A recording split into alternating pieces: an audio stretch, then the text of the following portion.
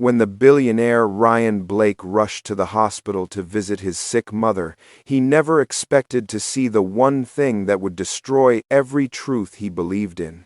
He came with flowers in his hand, hope in his chest, and love in his steps, but the moment he pushed open the door to her room, that hope died before it reached her bedside.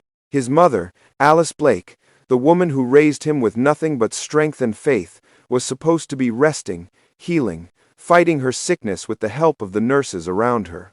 But instead, she was struggling for air, her weak hands trying to push something away, her body shaking with fear he had never seen in her before. And standing over her was Megan Stone, his fiancée, the woman he trusted more than anyone, the woman he planned to marry in 3 months. Her hands were not holding Alice's hand. They were pressing something down. Her face was not worried. It was hard, cold, and filled with a strange darkness that made Ryan's breath freeze. For one long second, Ryan could not speak. The flowers slipped from his hand. His world cracked open like glass. He did not understand what he was seeing. He only knew one thing with a pain so sharp it felt like his heart had been pulled out. His mother was fighting for her life. And the woman he loved was the one she was fighting against. Everything inside him screamed. But only one question tore through his mind. Why is she doing this? Ryan's breath caught in his throat as he stumbled into the room. His voice came out weak at first, almost like the wind had stolen it from him. "Megan, what are you doing?" He did not shout. He could not. His mind was trapped between shock and disbelief. Like his body did not know how to react to something so wrong, so painful, so cruel. Megan jerked her head toward him. Her hands slipped away from Alice's face. The pillow dropped to the floor. Alice gasped for air, loud, broken breaths that made Ryan's heart twist until it hurt. Her chest rose and fell in sharp, painful movements, like she was fighting to stay in this world 1 second longer. Ryan rushed forward, almost falling to his knees beside her bed. "Mom, Mom, I'm here. Breathe. Please breathe." His hands trembled as he touched her face, warm with fear and sweat. Her eyes opened slowly, confused, scared, searching his face like she was afraid he wasn't real. "It's me," he whispered. "It's Ryan." Her fingers, shaking and thin, reached for his sleeve and held on with whatever small strength she had left. That touch tore him apart. His mother had always been the strong one, the woman who worked 2 jobs so he could eat, so he could go to school, so he could become the man he was today. Seeing her this weak, this hurt, this close to danger, it felt like his whole world was collapsing. Behind him, Megan stood against the wall, frozen. Her chest moved fast, her eyes unfocused, like she was caught between guilt and fear. "Ryan, it's not what it looked like," she said. Her voice shook so much it barely sounded like hers. But Ryan didn't look at her. He couldn't. He was too busy trying to steady his mother's breathing, too busy praying silently that he wasn't too late, too busy holding her hand like it was the last piece of his life he had left. A sudden alarm from the heart monitor cut through the room like a knife. The beeping turned sharp, fast, frightening. Ryan's fear grew inside him until he felt it in every part of his body. "It's okay," he whispered to Alice, though he did not believe his own words. "You're safe now. I'm here." The door burst open. 2 nurses rushed inside, eyes wide with urgency. One moved to the machine, adjusting the wires and raising the oxygen flow. The other looked at Ryan, then at Megan, then at Alice's gasping body. "What happened here?" the nurse asked. Ryan finally turned. His eyes met Megan's. Her face was pale, her hands trembling like she had been caught doing something she could not explain. "She tried to hurt her," Ryan said quietly. His voice had no anger, no shouting. It was calm, steady, painfully steady. "I walked in, and she was pressing a pillow over my mother's face." The nurse's eyes widened, her jaw tightened. She stepped to the wall and pressed a button on the radio clipped to her uniform. Security to room 307 immediately. No, Megan cried. Ryan, you don't understand. She started choking. I was trying to help her sit up. Ryan shook his head slowly. I saw what you were doing. No, Megan's voice cracked. She stepped forward like she wanted to reach him, but stopped halfway. You're wrong. I was helping her. I swear. Ryan's eyes locked on hers for the first time since he entered the room, and what he saw made him step back. There was no guilt in her eyes. There was fear, but it was not the kind that came from hurting someone. It was the fear of losing something she wanted, something she needed, something she had been planning for a long time. Alice opened her mouth, small breaths slipping out. Ryan, don't leave. He turned back to her immediately and took her hand again. I'm not going anywhere, Mom. I'm right here. Megan's back touched the wall. Her hands rose to her chest like she was begging the world to believe her. Ryan, please, you know me. You know I wouldn't do something like this. Before he could answer, 2 security guards arrived. The older one stepped inside with a firm voice. Ma'am, we need you to come with us. Megan's eyes filled with tears. Ryan, don't let them take me, please. You know I love you. I would never hurt your mom. Never. Ryan closed his eyes. The word love sounded dirty, coming from her now, like something heavy and fake. He opened them again slowly. Then why? He whispered. Was she fighting for her breath? Megan's mouth opened, but no sound came out. The guards moved closer. No, Megan cried, stepping back. Ryan, please! She was going to ruin everything. I didn't. She froze. The room froze. Even Alice stopped breathing for a moment. Ryan looked at her sharply. What did you say? Megan covered her mouth too late. The truth had already escaped. The kind of truth that reveals someone's real heart. The guards took her arms gently but firmly. As they led her out, she screamed again. Ryan, I did it for us. I did it because I love you. She was going to destroy everything. The hallway swallowed her voice. Silence filled the room. A silence so heavy, Ryan thought the walls might break under it. He sat down beside his mother again, his hand shaking as he held hers. She looked at him with wet eyes, filled with pain but also something else. Guilt. Ryan, she whispered. I should have warned you sooner. Ryan leaned close, his voice breaking. Mom, don't say that. Don't you dare blame yourself. A tear rolled down her cheek. I felt something in her. Something wrong. But I didn't want you to think I was jealous. I didn't want to lose you. You could never lose me, Ryan said. Never. But as he sat beside her in that cold room, flowers still scattered on the floor, he felt something deep inside him begin to crack. Because the woman he planned to marry had just shown him a side of her that he never knew existed. And the truth was only just beginning. Ryan sat in the chair beside his mother's bed long after Megan's cries faded down the hallway. His body felt heavy, like someone had placed a weight on his chest that he could not lift. The room was quiet now, but the quiet did not bring peace. It only made the truth louder. Alice's breaths were still uneven. Her eyes were half closed, but she kept squeezing his hand from time to time, as if to remind him she was still here. Ryan brushed her hair back gently. Rest, Mom. You're safe. But she did not rest. Not completely. Her breath shook softly, and her fingers trembled against his. She had come so close to losing her life, and he had come so close to losing the one person who had never lied to him, never asked for anything but his happiness.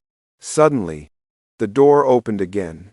2 detectives stepped in, a woman in her 50s with calm eyes, and a man around 40 who looked like he had seen too many dark things. Mr. Blake, the woman said quietly, we need to ask some questions while everything is still fresh. Ryan nodded, but his eyes stayed on his mother. You can stay right here, the detective said gently. Just walk us through what you saw. So he did. He told them about the flowers, the quiet hallway, the strange sound he heard before he opened the door. He told them how Alice was fighting for breath, and how Megan's hands were pressed down with force. He told them about the pillow, the panic, the way Megan froze when he walked in. And then he repeated Megan's words. She said my mother was going to ruin everything. The detective wrote slowly, her face calm but serious. Ruin what? She asked. Ryan shook his head. She didn't finish. She only said it before security took her. The detectives shared a look, a silent look, that said they knew this was dangerous, worse than it appeared, more planned, more intentional. Mr. Blake, the male detective said carefully, we will need a full statement later, and when your mother is strong enough, we will need hers too. Ryan nodded. But she needs to rest now. Of course. They stepped closer to Alice, speaking softly. Mrs. Blake, we know you're weak, but do you remember anything important? Anything you want us to know? Alice opened her eyes slowly. Her voice came out thin, like she was pulling it from a far place. She said, I was in the way. The detectives both leaned in. Alice took a shaky breath. She said, I was going to stop her future. Her voice broke on the last word. Ryan lowered his head, fighting the burn in his eyes. The detective stepped back. Thank you, Mrs. Blake. That helps a lot. When they left the room, the quiet returned, heavier than before. Ryan sat down again, his elbows on his knees, his hands pressed against his face. His chest felt tight. His breaths came slow and heavy. He had never felt this kind of pain, not even as a child when his father walked out. That day had hurt, but at least he knew why. This betrayal came from someone he had loved, someone he let into his private world, someone he planned to build a life with. He lifted his head when he felt his mother touch his arm. Ryan, she whispered. He moved closer immediately. Don't talk, Mom. You need your strength. But she shook her head gently. I should have told you sooner. Told me what? Ryan asked, his voice low. Alice blinked slowly. I felt something wrong in her. Something cold. The way she looked at you when she thought I wasn't watching. The way she smiled at you but not with her whole face. Ryan's jaw tightened. Mom, she continued, even though her voice trembled. I didn't want to say anything. I didn't want you to think I was jealous, or trying to stop your happiness. You looked so sure, Ryan. So happy. Ryan lowered his head. He felt a sting of guilt, sharp and deep. He had been so focused on work, on building his empire, on finding someone to share his life with, that he never noticed the small dangers right in front of him. Alice's hand touched his cheek. You did nothing wrong, sweetheart. Ryan swallowed hard. I should have listened. I should have seen it. No, she whispered firmly. People like her hide things very well. You saw what she wanted you to see. It is not your fault. He closed his eyes. But the guilt would not go away. It sat inside him like a stone. A nurse entered quietly with a clipboard. She checked Alice's vitals, adjusted the oxygen tube, and looked at Ryan with soft eyes. She's stable for now, but she needs peace, no stress. Alice smiled weakly. I will try. The nurse gave a small nod and left. Ryan stood and walked to the window. The city lights outside looked blurred through the glass. He leaned his forehead against the cool surface, trying to breathe. He had almost lost her, his only family, his anchor, his home. He thought about Megan, the way she acted when security came. The fear in her eyes was not the fear of someone who had made a mistake. It was the fear of someone whose plans were falling apart. His phone buzzed. He looked down. 20 missed calls, half from the board, half from unknown numbers, likely reporters. He turned the phone off and slipped it into his pocket. The company could wait. Money could wait. Meetings could wait. His mother almost died. Nothing else mattered. He walked back to her bed and sat down again.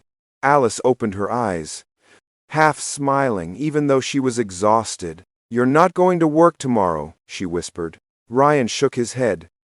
I'm not going anywhere. Good, she murmured. You need rest too, Ryan.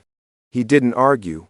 He just squeezed her hand gently, feeling how fragile she was. Silence settled again, but this time it was calmer. Still painful, but calmer. After a long moment, Alice whispered something that made Ryan's heart tighten. She didn't love you, Ryan. He closed his eyes. I know, but someone will, she whispered. Someone honest, someone real. Don't close your heart because of her. Ryan looked at her, his voice soft. Right now, I'm not sure I know what love is. Alice's eyelids lowered. You do. You learned it from me. And I'm still here. He held her hand tighter. And for the first time since the nightmare began, Ryan felt a small, fragile piece of hope break through the darkness. But neither of them knew. The worst truths about Megan were still waiting to surface. The next morning came slowly. Ryan had fallen asleep in the hospital chair with his mother's hand still inside his. When he opened his eyes, sunlight was touching the edge of the window, soft and quiet, like it was trying not to disturb them. Alice was awake already, watching him with gentle eyes. You should have slept in a real bed, she whispered. Ryan shook his head. This is where I needed to be. A small smile touched her lips. You're a good son. Before he could answer, a soft knock came at the door. The same female detective from yesterday stepped inside. She looked tired, like she had been working through the night. Mr. Blake, she said softly. May I speak with you for a few minutes? Ryan looked at his mother. Alice nodded. Go, she whispered. I'll be right here. Ryan stepped into the hallway, closing the door behind him. The detective opened a folder in her hand. We searched Megan's apartment last night, she said. With her permission. Ryan's breath slowed. He braced himself. We found financial papers, credit card debt, eviction notices. Your name was written on some of the envelopes not because you owed anything, but because she had written your name down as her future support. Ryan looked at the floor. The detective continued, her voice firm but gentle. We also found a notebook. Inside it were dates, locations, and information about you going back almost a year before you met her. She studied you, Mr. Blake. She wanted to know your schedule, your habits, your routines. The charity event where she accidentally met you, she wrote that down too. She planned it. Ryan closed his eyes. It was worse than he imagined. Much worse. There is more, the detective said. He opened his eyes again. We found recordings, voice memos she made to herself. Most of them are about money. She talked about how close she was to losing everything. Then, the recording shifted. After you proposed. Ryan felt something twist in his chest. She said you would save her, the detective said quietly. She said your mother was the only thing standing in the way. Ryan suddenly felt dizzy. He leaned against the wall to steady himself. Hearing it out loud, hearing someone else say, it made the truth hit him harder. She didn't love me, he whispered. The detective shook her head gently. She loved what your life could give her. Ryan's voice was small. My mother almost died, but she didn't, the detective said softly. Because you came back at the right moment. Ryan looked up, eyes tired. Why did I go back? I can't explain it. I just felt something telling me to return. The detective closed her folder. Sometimes life gives warnings we can't explain. What matters is that you listened. She stepped back. Megan will face serious charges. Attempted murder, planned harm. All the evidence supports that. She won't be leaving jail anytime soon. Ryan nodded slowly. He felt no anger, only emptiness. When the detective walked away, Ryan returned to his mother's room. Alice was sitting up a little higher, a blanket around her shoulders. You look pale, she said softly. I'm fine, Ryan replied. But he wasn't. He sat beside her, taking her hand again. Mom, she planned everything. She didn't just lose control. She wanted this life. and she thought you were blocking it. Alice nodded slowly. I know. I felt it. Ryan looked at her, his face tight with pain. I'm sorry I didn't see it. Alice touched his cheek gently. Don't carry a weight that is not yours. She hid her truth. You did not ignore it. You simply did not see it because she covered it well. Ryan leaned back in the chair. It hurts, Mom. I trusted her. I believed her. I thought she cared. It hurts, Alice agreed. It always hurts when trust breaks. But hurt is not the end. It is the beginning of healing. Ryan let the words sink into him. For a long time, neither of them spoke. They sat in the quiet room, listening to the small sounds of the hospital, distant voices, soft footsteps, the steady beep of machines. Finally, Alice said, Ryan? He turned to her. I almost left this world yesterday, she said softly. And when I looked at you in that moment, all I could think was how grateful I was that you came. Ryan's throat tightened. Don't say that. I need to say it, she whispered. Because you saved me. You saved my life. Tears rose in Ryan's eyes, but he blinked them away. You saved me long before this, he said. You worked day and night to raise me. You gave me everything. If I lost you, I don't think I could breathe. Alice squeezed his hand softly. I'm not going anywhere. Not yet. Just then, a nurse entered with a warm smile. Good news, she said. Mrs. Blake, you're strong enough to leave the ICU. We're moving you to a private room upstairs. Alice smiled weakly. Ryan felt a small piece of air return to his chest. When they wheeled Alice into her new room, the sun was brighter. The window was bigger. The bed was cleaner and softer.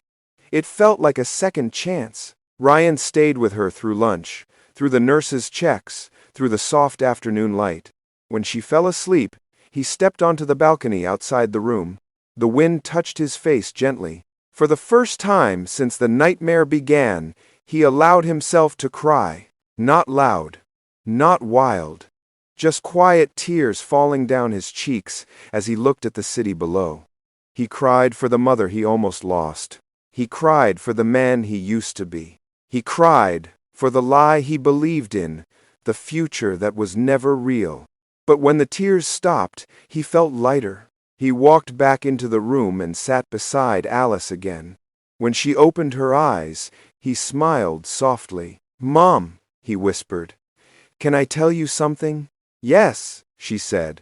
I don't want to run anymore. I don't want to live for work or money or other people's praise. I want to live for what matters. Alice smiled, tears touching her eyes. Then you already know what love is. Ryan nodded. He looked at her, the only person who had never failed him. I do now, he whispered. Because I learned it from you. Alice reached for his hand again, warm and safe. And in that quiet room, with sunlight touching the sheets, Ryan Blake began to rebuild the pieces of his life slowly, gently, with the only person who had ever shown him love without asking for anything in return. A new beginning, a safer heart, a wiser man, and a mother who got to live to see it. Dear viewers, this story shows that sometimes the people we trust can hide the darkest truth.